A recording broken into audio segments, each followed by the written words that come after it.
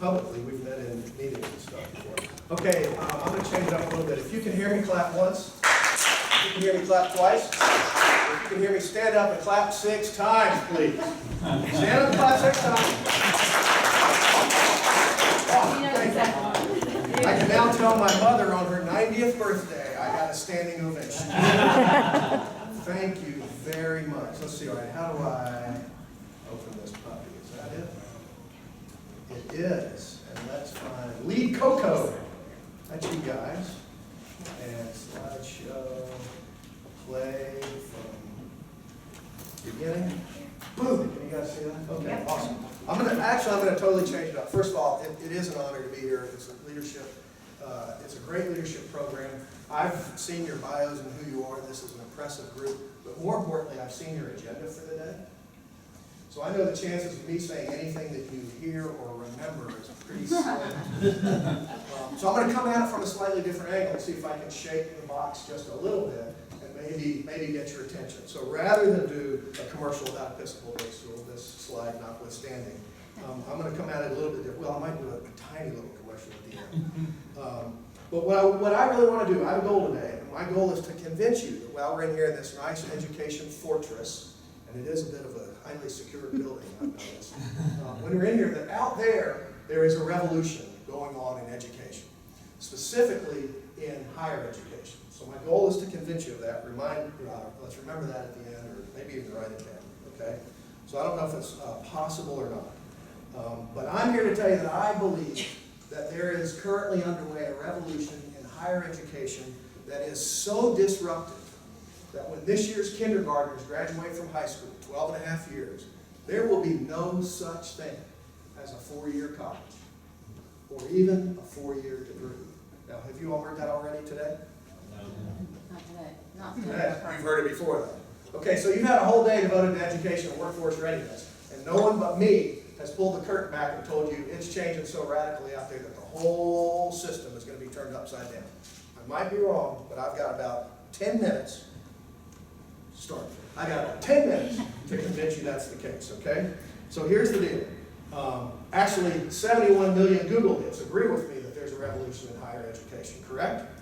And it turns out it's Harvard and MIT's responsibility. It's their fault, so we can blame them. And if you don't believe me or them, perhaps Thomas Friedman, the columnist, will convince you. He says revolution hits universities, okay? So here's the deal. Here's what the revolution is. I think there are powerful forces out there right now conspiring to kill the 1,000-year-old model that we call the university or the academy. Think about it. It was built on this model, right? Here it is. Here's the business model. Creating and offering limited, controlled access to high-quality teachers, whether that was monks or experts or practitioners, great teachers, limited controlled access to great teachers. Second, limited and controlled access to world-class resources, libraries, computers. And third, limited and controlled access to a high-quality peer group, right? You went to Harvard to go get in front of Harvard's teachers, Harvard's resources, and to go to school with other Harvard students. The problem is, or the reality is, that model is completely outdated today, okay? So here are the forces that are gathering, I think, to undermine that. First, disruptive, accessible, and scalable new technologies.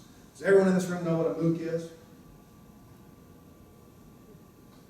No? Okay.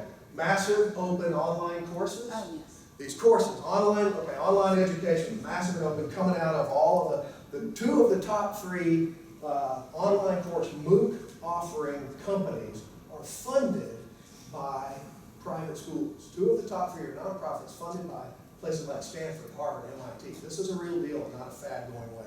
That's just one example of these scalable new technologies. Force number 2 are radical new financial models to address the affordability problem we all read about every week and the massive and growing student debt crisis, okay?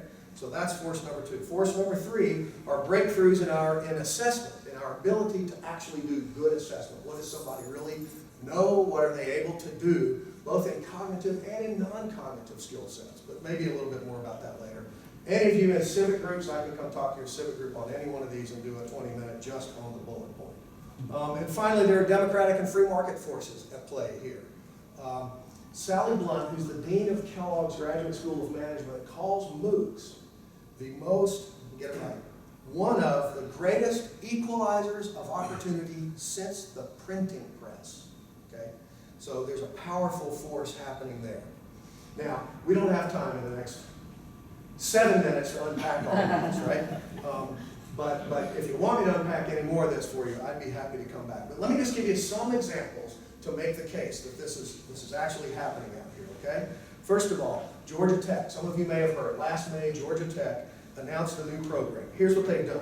They have an on-campus program right now, a master's program in computer engineering that has a capacity of 300 students. They charge their tuition, which out of state is somewhere around $45,000.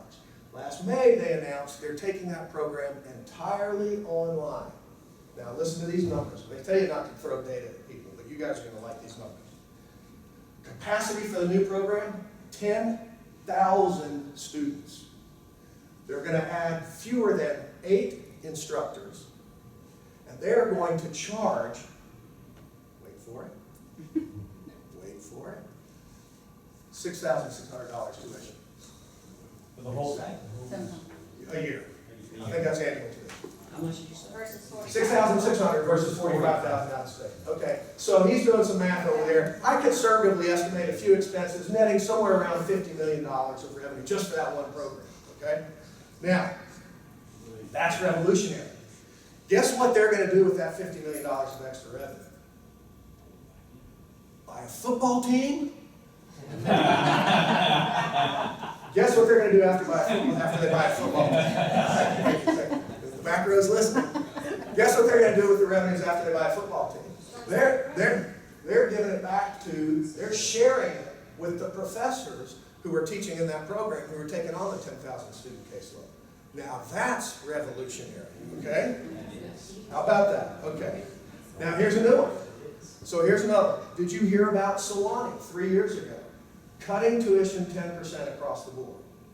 The next year, they lock in, they establish a policy, freshman tuition will be locked in for 4 years. So every year, whatever your tuition is when you enroll, that's your frozen tuition for 4 years. Now that's revolutionary.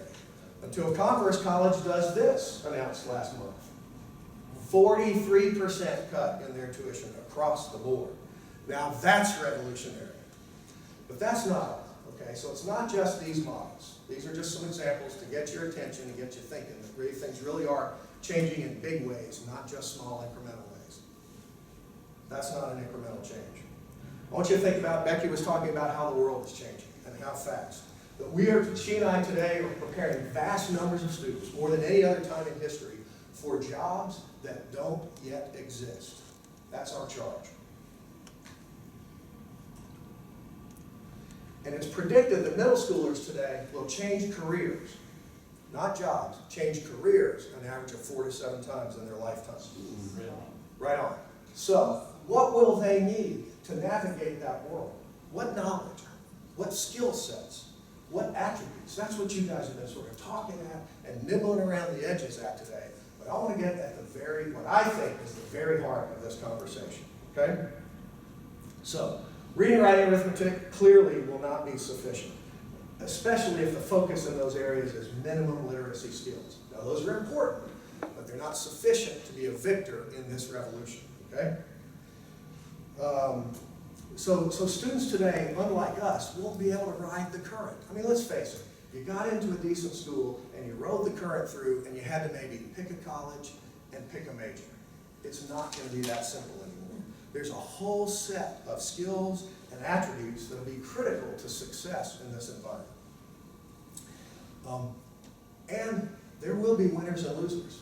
Well, in fact, as in a revolution, there will be casualties, and there will be survivors, and there will be victors. Okay? And so the piece I want to talk about mostly today is about what it's going to take to be a victor, to be a winner in this revolution.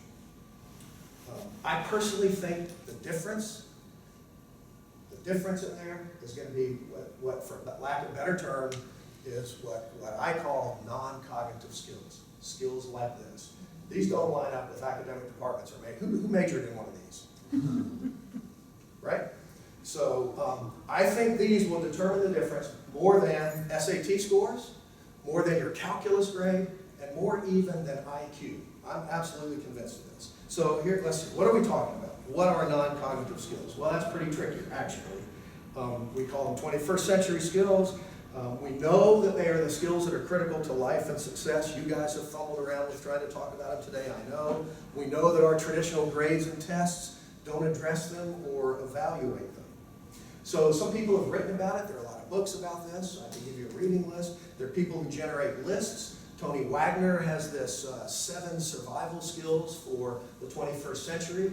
This, it's careers, college, and citizenship in the 21st century. This is what you spent your day on. Should be looking at this list. It's interesting. Notice here, these two don't line up with subject areas, with departments in schools, with majors or degrees.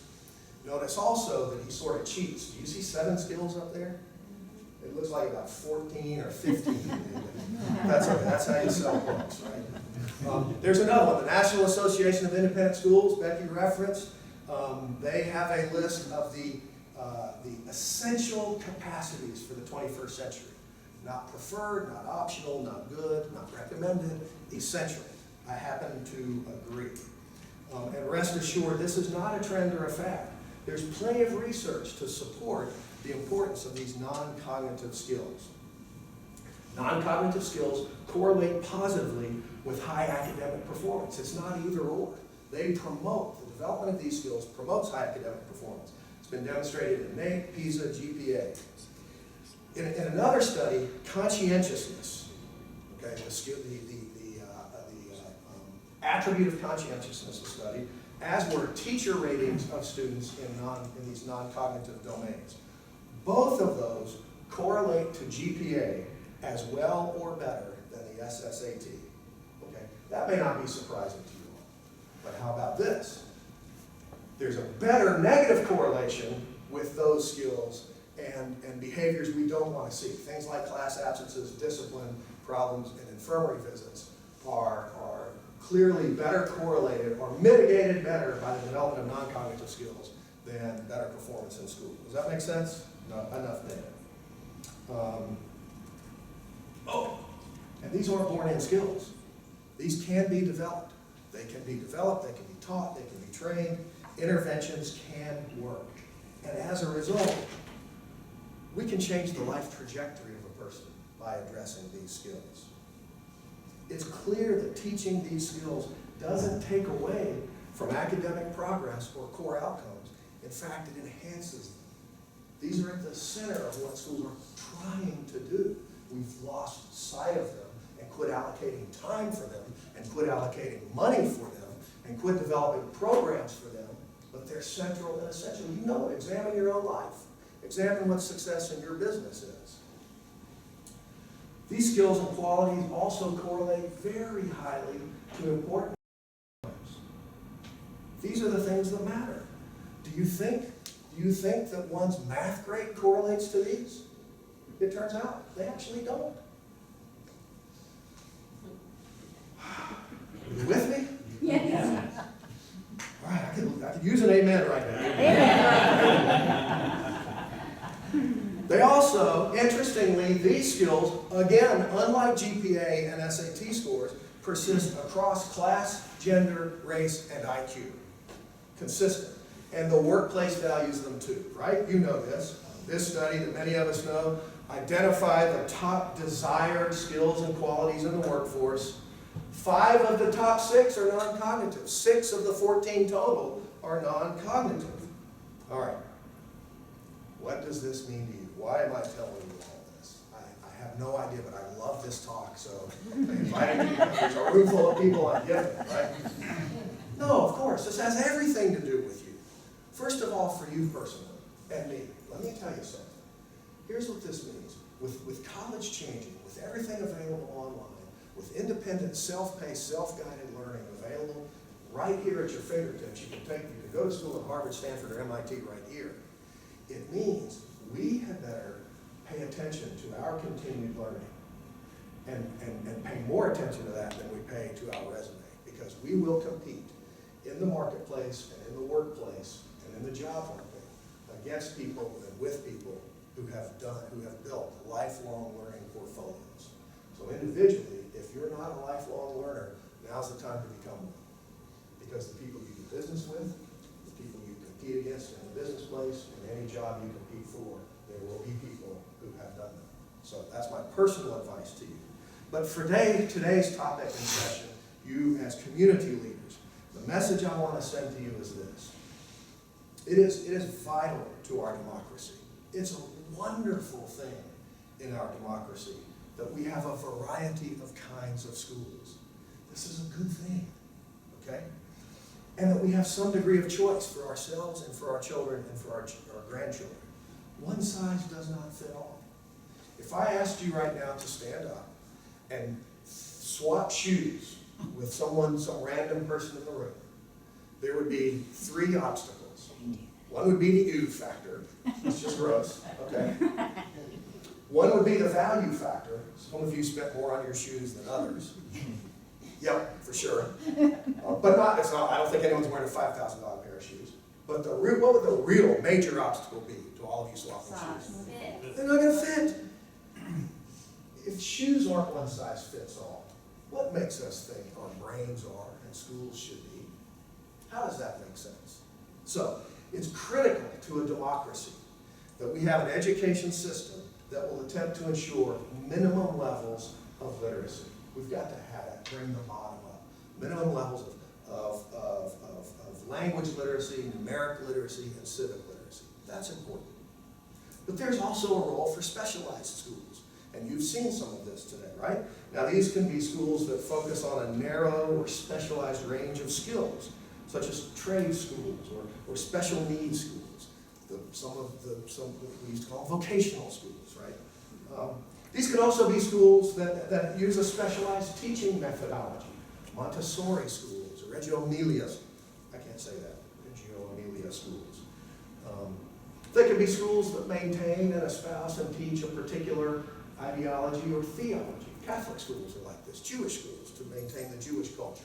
Certain Christian schools are like this. But if I'm right about this revolution and the changes that are occurring in our world, and if I'm right that there will be casualties and there will be survivors and there will be winners, then I'm pretty sure that the winners won't come from these narrowly defined schools. Now we need survivors, right? So, I'm not bashing those schools at all. There's a very important role for those kind of schools. But I owned up early on that I wanted to talk to you about what it takes to be a victor in this environment. I believe that the students who successfully navigate this brave new world will be the students who attend schools that pay attention to the entire spectrum of their development. They're academic, they're non-academic, and I would say even their spiritual development. And this is what schools like ours, mine, Episcopal Day School, Augusta, Georgia, 2248 Walton Lane, EBSAugusta.com, along with Becky's, Augusta, a prep. And Westminster School, the 3 independent schools, the 3 members of NAIS, the 3 members of the Independent Schools of Augusta Consortium. This is what these schools are about. This is what we do so well. It's why we exist, okay? We build an enriched culture. We build an enriched set of programs. Those programs focus on the individual child. We build a community of challenge and support, service and respect. And we pay as much attention to developing the non-cognitive skills as the cognitive. I think, did I have any more slides? I left some slides. Oh, that's the one you need to see. Now, my particular school, which has 20% of our families come from Columbia County, here's where my brief commercial comes in. I know. You told me they didn't want a break.